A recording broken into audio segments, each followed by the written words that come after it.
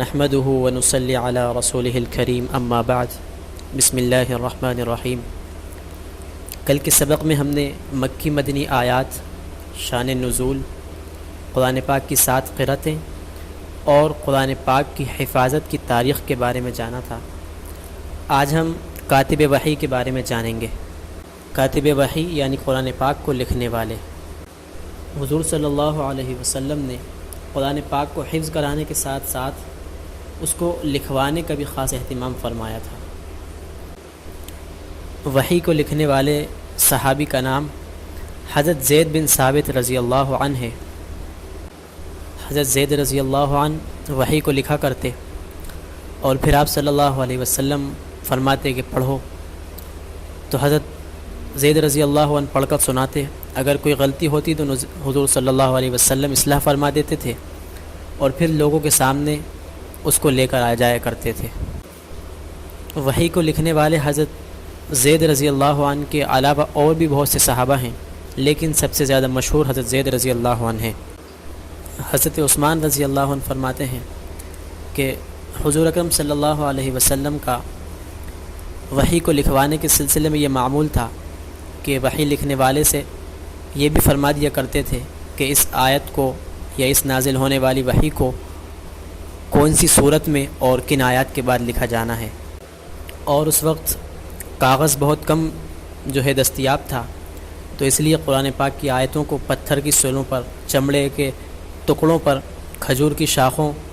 بانس کے ٹکڑوں، درخت کے پتوں اور جانوروں کی ہڈیوں پر لکھا جاتا تھا، اور کبھی کاغذ پر بھی لکھ لیا جاتا تھا۔ اور اس طرح ایک نسخہ حضور صلی اللہ علیہ وسلم کی زندگی میں قرآن کا موجود تھا، لیکن وہ ایک مرتب شکل میں نہیں تھا، کیونکہ وہ ہڈیوں پر اور لکڑیوں پر لکھا ہوا تھا۔ اس کی وجہ سے وہ ایک باقاعدہ کتاب کی شکل میں موجود نہیں تھا۔ اور اس نسخے کے علاوہ صحابہ کرام رضی اللہ عنہ مجمعین جو قرآن پاک حفظ فرماتے تھے تو اپنی یادداشت کے لیے اس کو اپنے پاس بھی الگ سے لکھ لیا کرتے تھے۔ چنانچہ حضرت ابوبکر صدیق رضی اللہ عنہ نے اپنی خلافت کے زمانے میں اس بات کو محسوس کیا، اس بات کی ضرورت سمجھی کہ قرآن پاک الگ الگ چیزوں پہ لکھا ہوا ہے تو اس کو ایک جگہ جمع کر لیا جائے۔ اور جب جنگ یمامہ میں بہت سارے حافظ صحابہ رضی اللہ عنہ مجمعین شہید ہو گئے تو اس بات کی فکر بڑھ گئی کہ قرآن پاک کو جمع کر لینا چاہیے، ورنہ اگر اسی طرح حافظ صحابہ کرام رضی اللہ عنہ مجمعین شہید ہوتے گئے تو قرآن پاک کا ایک بڑا حصہ ناپید ہو جائے گا۔ لہٰذا حضرت عمر رضی اللہ عنہ اور حضرت ابوبکر صدیق رضی اللہ عنہ نے حضرت زید رضی اللہ عنہ کو بلوایا اور ان سے اس بات کی پیشکش کی کہ وہ قرآن پاک کو ایک جگہ پر جمع فرما لیں۔ لیکن حضرت زید رضی اللہ عنہ نے فرمایا کہ جو کام نبی کریم صلی اللہ علیہ وسلم نے نہیں فرمایا وہ ہم کیسے کر سکتے ہیں؟ تو حضرت عمر رضی اللہ عنہ نے جواب دیا کہ خدا کی قسم یہ کام بہتر ہی بہتر ہے، اور یہی بات کئی مرتبہ فرمائی، جس کی وجہ سے حضرت زید رضی اللہ عنہ اس بات سے مطمئن ہو گئے اور اس کام کو کرنے کو تیار ہو گئے۔ لیکن حضرت زید رضی اللہ عنہ فرماتے ہیں کہ خدا کی قسم اگر یہ حضرات مجھے کوئی پہاڑ ڈھونڈنے کا حکم فرماتے تو وہ مجھ پر اتنا بھاری اور اتنا بوجھ والا نہیں ہوتا جتنا کہ یہ کام مجھ پر بھاری ہے۔ اس کے بعد حضرت زید رضی اللہ عنہ نے قرآن پاک کو کھجور کی شاخوں سے، پتھروں کی تختیوں سے اور لوگوں کے سینوں سے نکال کر جمع کیا۔ یہاں ایک بات غور طلب ہے کہ حضرت زید رضی اللہ عنہ جو کہ خود حافظ تھے، اگر چاہتے تو خود اپنی یادداشت سے قرآن پاک لکھ سکتے تھے، اور آپ کے علاوہ بھی سینکڑوں حافظ اس وقت موجود تھے۔ حفاظ کی ایک جماعت بنا کر قرآن پاک کو لکھا جا سکتا تھا، لیکن آپ نے احتیاط کے ہر پہلو کو سامنے رکھتے ہوئے اس کام کو کیا، اور اپنے نسخے میں جب تک کسی آیت کو درج نہیں فرماتے تھے، لکھتے نہیں تھے، جب تک اس کی مضبوط متواتر سند اور لوگوں کی زبانی شہادتیں نہیں مل جاتی تھیں۔ چنانچہ اعلان کروایا گیا کہ حضور صلی اللہ علیہ وسلم کی نگرانی کے اندر لکھی ہوئی قرآن کی آیات جس کے پاس بھی موجود ہوں وہ حضرت زید رضی اللہ عنہ کے پاس لے کر آ جائے، اور اگر کوئی بھی لکھی ہوئی آیات ان کے پاس لے کر آتا تو وہ سب سے پہلے اس کو اپنی یادداشت سے جانچتے، اس کے بعد حضرت عمر رضی اللہ عنہ کے ساتھ اس کو جانچتے اور اس کی تحقیق کرتے، اور جب تک کسی آیت کو قبول نہیں کرتے جب تک اس کے لکھنے کے بارے میں نبی کریم صلی اللہ علیہ وسلم کی موجودگی میں اس کے لکھنے کے بارے میں دو گواہوں کی شہادت اور گواہی نہیں مل جاتی۔ اور اس کے بعد جو مجموعے صحابہ کرام رضی اللہ عنہ مجمعین نے اپنی یادداشت کے لیے لکھے تھے ان مجموعوں سے ان آیات کو ملایا جاتا اور ان کو جانچا جاتا۔ بہرحال اتنی زبردست احتیاط کے بعد حضرت زید رضی اللہ عنہ نے قرآن پاک کو کاغذ کے صفحوں پر ایک مرتب شکل میں جمع فرما لیا، لیکن ہر صورت الگ صفحے پر لکھی ہوئی تھی جس کی وجہ سے یہ بہت زیادہ صفحوں پر مشتمل تھی، اور اس صفحے کو اصطلاح میں امن کہا جاتا تھا، اور اس کی کچھ خصوصیات تھیں۔ پہلی یہ تھی کہ اس نسخے میں قرآن پاک کی آیتیں تو نبی کریم صلی اللہ علیہ وسلم کے بتائے ہوئے طریقے اور بتائی ہوئی ترتیب کے مطابق لکھی ہوئی تھیں، لیکن صورتیں مرتب نہیں تھیں، ترتیب وار لکھی ہوئی نہیں تھیں، ہر ایک صورت الگ الگ صفحوں میں لکھی ہوئی تھی۔ دوسرا، اس نسخے میں وہ سارے حروف جن کو پیچھے ذکر کیا گیا تھا 7 قرأتیں، وہ ان 7 حروف میں اس کو جمع کیا گیا تھا۔ اور تیسرا، اس میں ان آیتوں کو بھی جمع کیا گیا تھا جن کی تلاوت منسوخ نہیں کی گئی تھی۔ اور نمبر 4، اس کو لکھوانے کا مقصد یہ تھا کہ ایک ایسا نسخہ مرتب کر لیا جائے جس کی تصدیق جو ہے تمام ہی لوگ کریں، کہ جس کو تمام ہی لوگ سچ مانیں، صحیح مانیں، اور تاکہ ضرورت پڑنے پر اس کی طرف رجوع کیا جا سکے۔ پھر یہ نسخہ حضرت ابو بکر صدیق رضی اللہ عنہ کے پاس رہا۔ آپ کے انتقال کے بعد یہ حضرت عمر رضی اللہ عنہ کے پاس پہنچ گیا۔ حضرت عمر رضی اللہ عنہ کی شہادت کے بعد ام المؤمنین حضرت حفصہ رضی اللہ عنہ کے پاس منتقل ہوا۔ پھر حضرت حفصہ رضی اللہ عنہ کی وفات کے بعد مروان بن حکم کے پاس یہ پہنچ گیا، اور اس مدت میں کہ حضرت ابو بکر صدیق رضی اللہ عنہ اور حضرت عمر رضی اللہ عنہ کا انتقال ہو چکا تھا، اور حضرت عثمان رضی اللہ عنہ نے ایک نیا مصحف، ایک نیا نسخہ تیار کروا لیا تھا جس کے اندر صورتوں کی بھی ترتیب تھی، اور اس کے بارے میں امت کا اجماع منعقد ہو چکا تھا۔ اس لیے حضرت مروان رضی اللہ عنہ نے حضرت ابو بکر صدیق رضی اللہ عنہ کے زمانے کے اس نسخے کو جلا دیا۔ اب ہم حضرت عثمان رضی اللہ عنہ کے زمانے میں قرآن پاک کے جمع ہونے کے بارے میں بات کرتے ہیں کہ جب حضرت عثمان رضی اللہ عنہ خلیفہ بنے تو اسلام دور دور کے ممالک میں پھیل چکا تھا، اور جب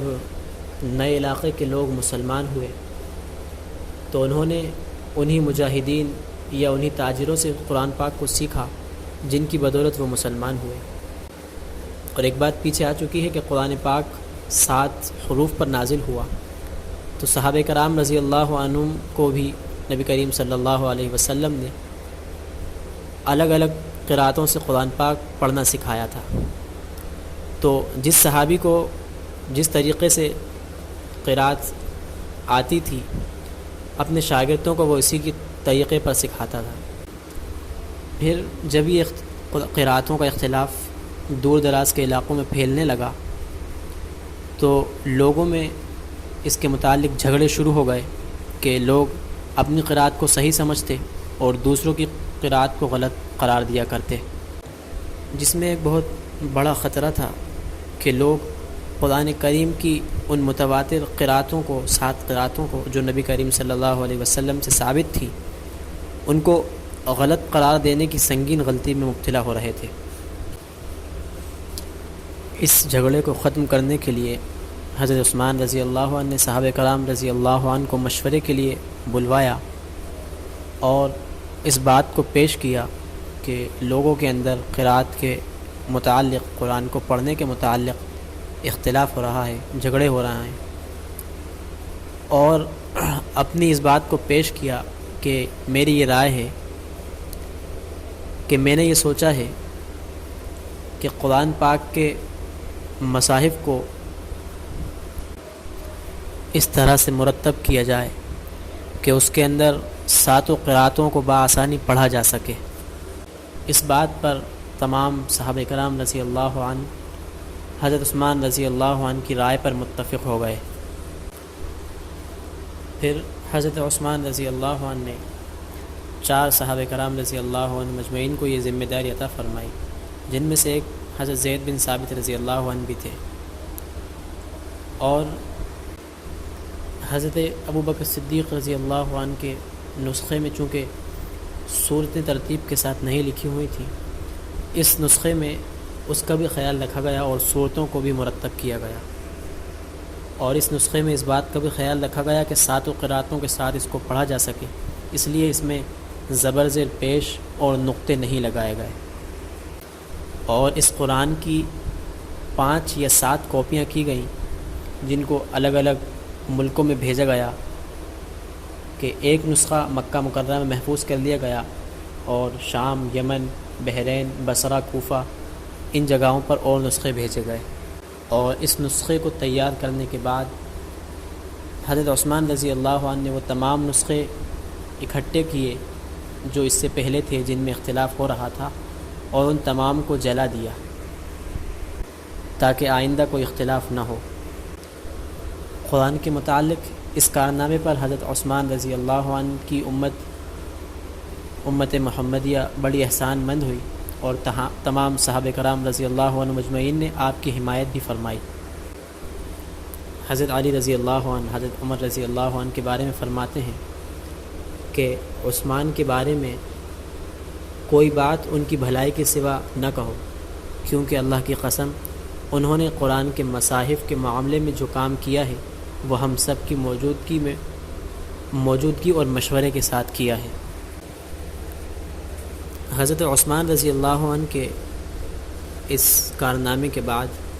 امت کا اس بات پر اجماع ہو گیا، امت اس بات پر متفق ہو گئی، جمع ہو گئی کہ قرآن کریم کو رسم عثمانی، یعنی جس طریقے پر حضرت عثمان رضی اللہ عنہ نے قرآن پاک کو لکھوایا ہے، اس کے خلاف کسی اور طریقے پہ لکھنا قرآن پاک کا جائز نہیں ہے۔ چنانچہ اس کے بعد تمام مصاحف اسی طریقے کے مطابق لکھے گئے، اور صحابہ کرام رضی اللہ عنہ مجمعین اور تابعین رحمۃ اللہ علیہ مجمعین نے مصاحف عثمانی کی نقوش اور ان کی کاپیز نقل تیار کر کے قرآن کریم کی بڑے پیمانے پر اشاعت کی، لیکن ابھی تک قرآن کریم کے نسخے چونکہ نقطے اور زبر زیر پیش سے خالی تھے، اس لیے اہل عجم یعنی عرب ملکوں کے علاوہ کے جو ملک ہیں دنیا کے، ان کو تلاوت کے اندر دشواری ہوتی تھی۔ چنانچہ جب اسلام عجمی ممالک میں اور زیادہ پھیلنے لگا تو اس بات کی ضرورت محسوس ہوئی کہ قرآن پاک میں نقطے اور زبر زیر پیش کا اضافہ کر لیا جائے، لگا لیا جائے، تاکہ تمام لوگ آسانی سے تلاوت کر سکیں، جس کے لیے مختلف اقدامات کیے گئے، جن کے بارے میں انشاءاللہ ہم اگلے سبق میں پڑھیں گے۔ آج یہیں تک۔ ایک بات اور کہ ان سبقوں میں جو احادیث آئی ہیں ان کا ترجمہ نہیں کیا گیا ہے، بلکہ وقت کی کمی کی وجہ سے صرف ان کا مفہوم بیان فرما دیا گیا ہے۔ السلام علیکم ورحمۃ اللہ۔